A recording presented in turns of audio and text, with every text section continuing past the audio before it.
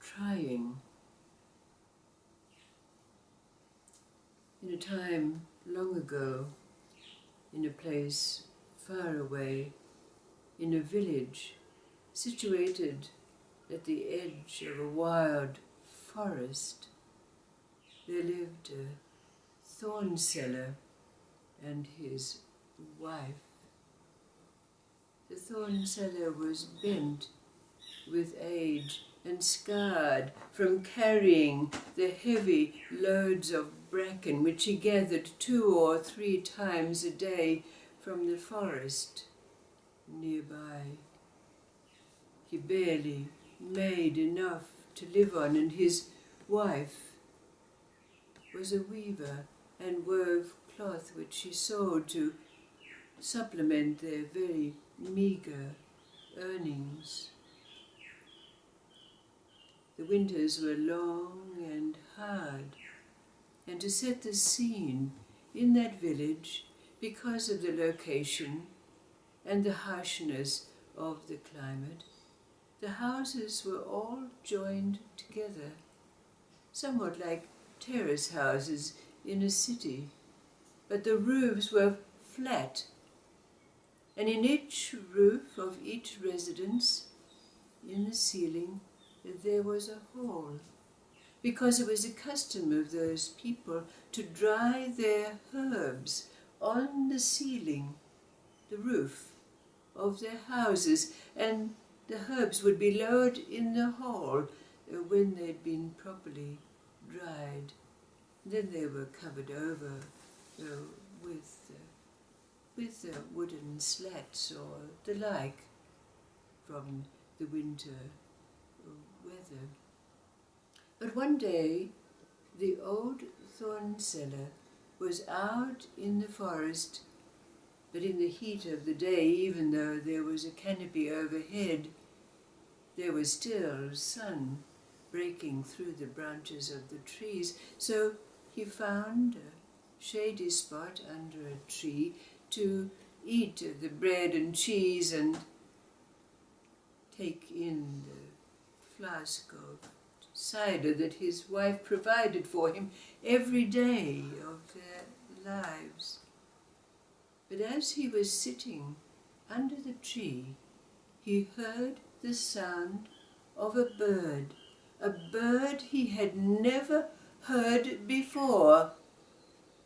And when he looked up into the branches, there, right above his head, in a tall branch, there was a bird, warbling, trilling, such as he'd never heard or seen before.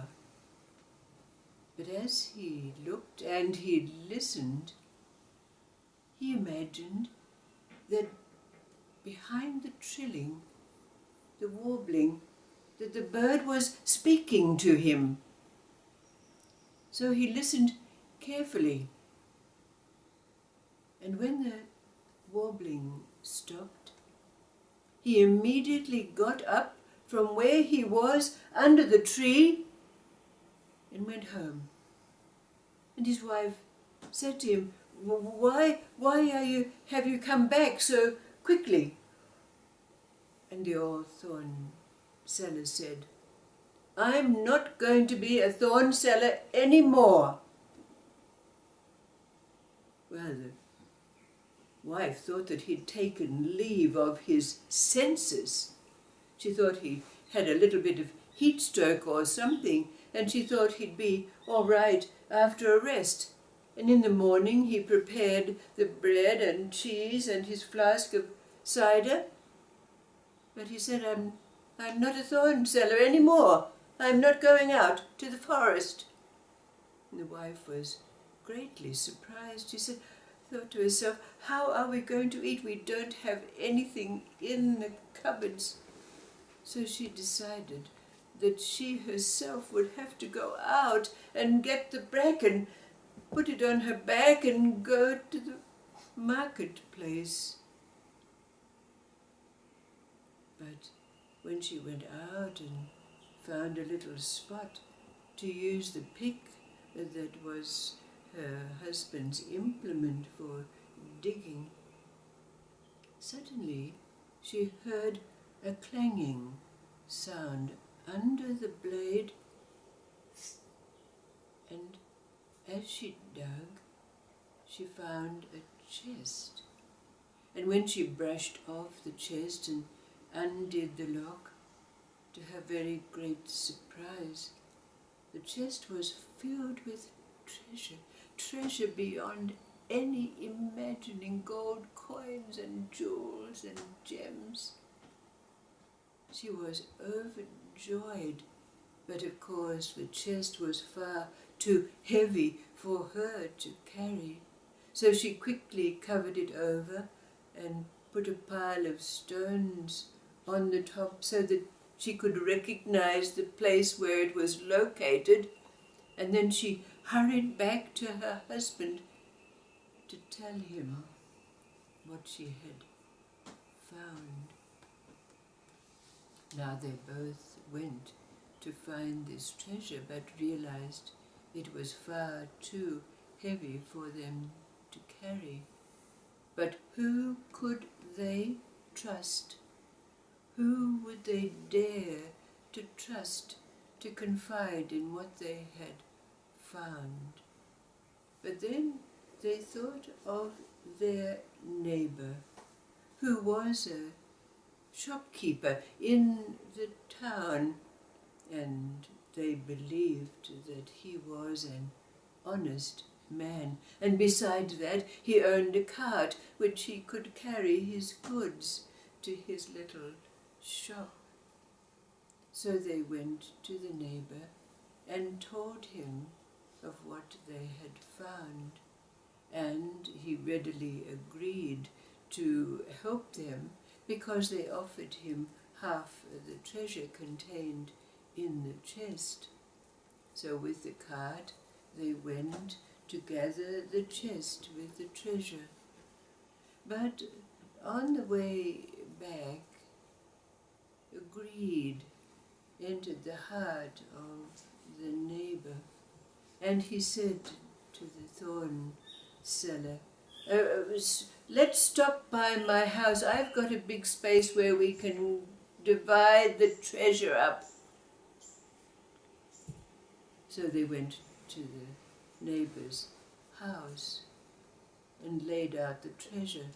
But then the neighbor said, look, I'm too tired to divide it tonight. Leave it all with me and come back in the morning and you can take your share.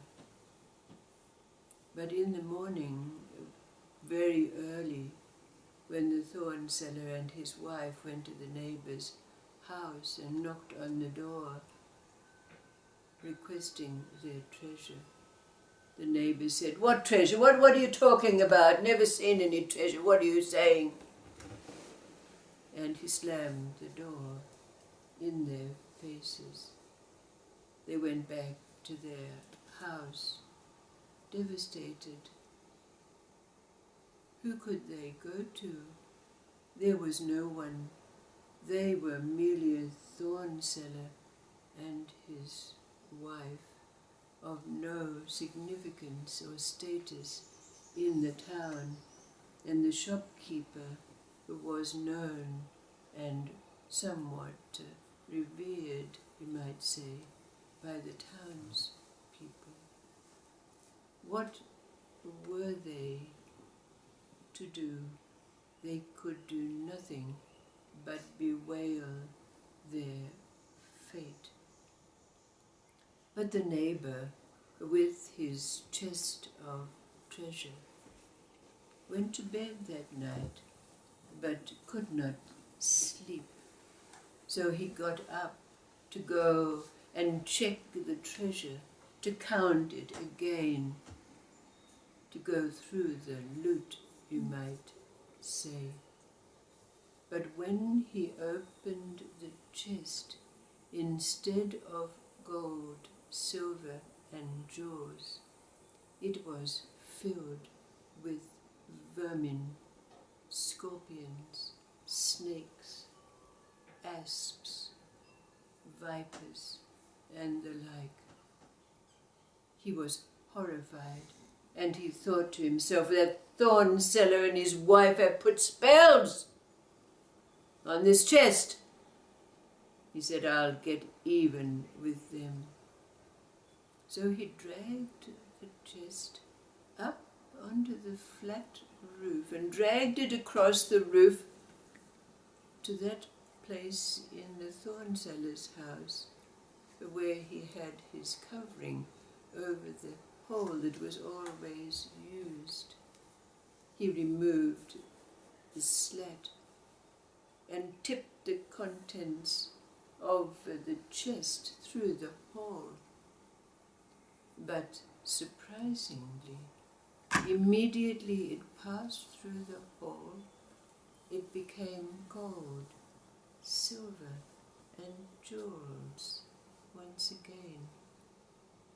The neighbour, of course, was horrified at what he'd done and quickly closed the chest and took it back, thinking that it was his imagination. But again, when he got it to his house and opened the chest, there again were the vermin. So again, to punish the thorn seller and his wife, he took the chest once again to the roof. But again, when he tipped its contents into the hole, it became gold, silver, and jewels once again. Now, the end of the story is that the neighbour went completely mad and had to be locked away. But the thorn seller and his wife became rich beyond their greatest imaginings, and they shared their wealth liberally with all they found in need. Now the question that arises out of this story, fairy tale-like as it might seem, but like all other stories, having elements that we could say are all part of our being. The question is, what did that bird say to the thorn seller?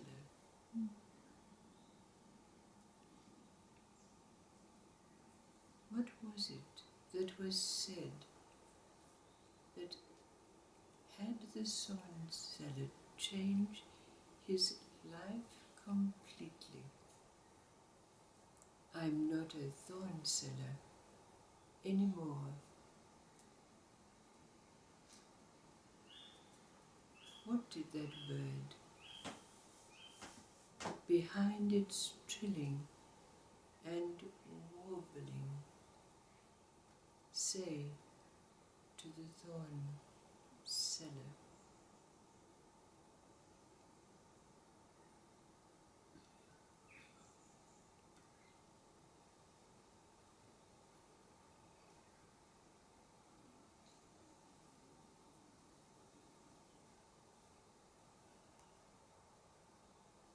Yeah, he didn't have to be attached to this life that he was living, that he could change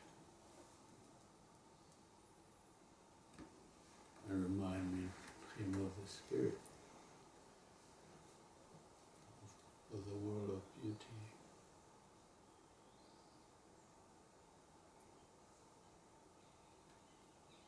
Have we had a moment like this in our life?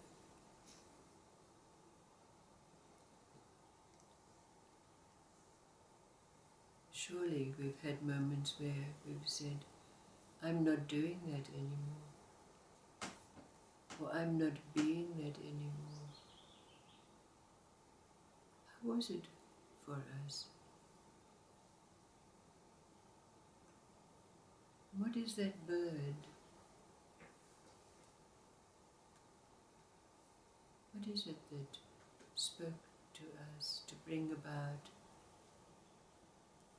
that change, that realization, that awareness? Maybe it was the straw that broke the camel's back, so to speak.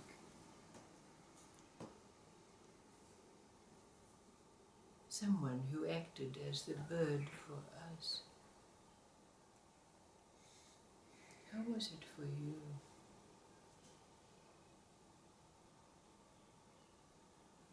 In my experience, it's been if I'm doing something that's got a lower vibration or it's not serving me, I've got to stop that before the next thing will come in. Like you can't just wait for that to come in and then stop. It doesn't work. No. You have to stop the thing. Yes.